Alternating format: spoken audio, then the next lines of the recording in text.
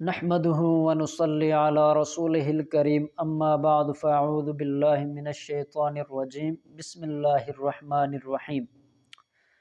محترم ناظرین، آج آپ کو ایک ایسا وظیفہ دینے جا رہا ہوں، ایسا مجرب عمل دینے جا رہا ہوں، اگر اس پر آپ عمل کریں گے تو انشاءاللہ تعالی قیامت کے دن رب ذوالجلال جہنم کی آگ سے آپ کی حفاظت فرمائیں گے۔ اللہ رب ذوالجلال ہم سب کی حفاظت فرمائے۔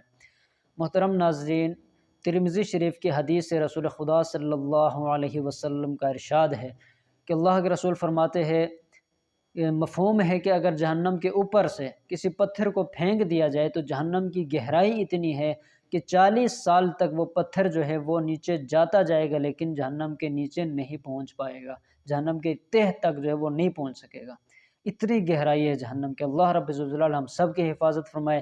تو جہنم سے پناہ مانگتے رہنا چاہیے۔ اللہ کے رسول کا بھی ارشاد ہے، مفہوم ہے کہ اللہ رب الجلال سے جنت الفردوس مانگا کرو اور جہنم سے پناہ مانگا کرو۔ جو شخص جنت مانگتا ہے اللہ رب الجلال سے روزانہ 3 مرتبہ یا جہنم سے پناہ مانگتا ہے تو جہنم کہتے ہیں اللہ اس کی حفاظت فرمائے مجھ سے، یہ مجھ سے پناہ مانگ رہا ہے تو آپ اس کو پناہ دیجیے۔ تو جنت کہتی ہے اللہ اگر یہ جنت مانگ رہا ہے تو اس کو جنت میں آپ داخل فرما دیجیے۔ تو ہمیں جہنم جو ہے اس سے پناہ مانگتے رہنا چاہیے۔ تو اللہ کے رسول کا ارشاد ہے،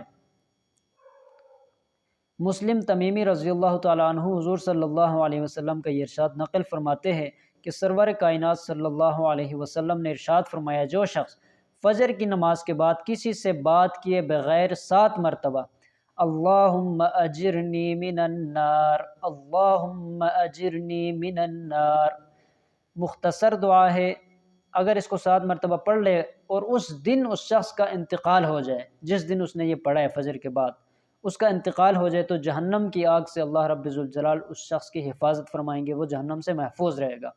اگر مغرب کی نماز کے بعد کسی سے بات کیے بغیر 7 مرتبہ اس کو پڑھ لیا اور رات کو انتقال کر گیا، رات کو اس کی موت آ گئی تو رب ذوالجلال جہنم کی آگ سے اس کی حفاظت فرمائیں گے، جہنم کی آگ سے وہ شخص محفوظ ہو جائے گا۔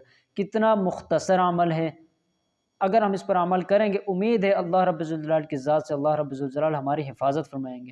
تو محترم ناظرین، آپ اس پر ضرور عمل کیجئے اور ہو سکے تو اس پیغام کو آپ دوسروں تک لازمی پہنچایا کریں، تو نیکی جو ہے اس کو آگے پہنچانا یہ صدقہ جاریہ ہے، آپ کے لیے صدقہ جاریہ ہے، میرے لیے بھی صدقہ جاریہ ہے، جتنے لوگ اس پر عمل کریں گے ہمارے لیے صدقہ جاریہ ہے۔ تو اس نیت سے آپ اس کو شیئر لازمی کیجئے، لائک بھی کریں اور کمنٹس بھی کریں۔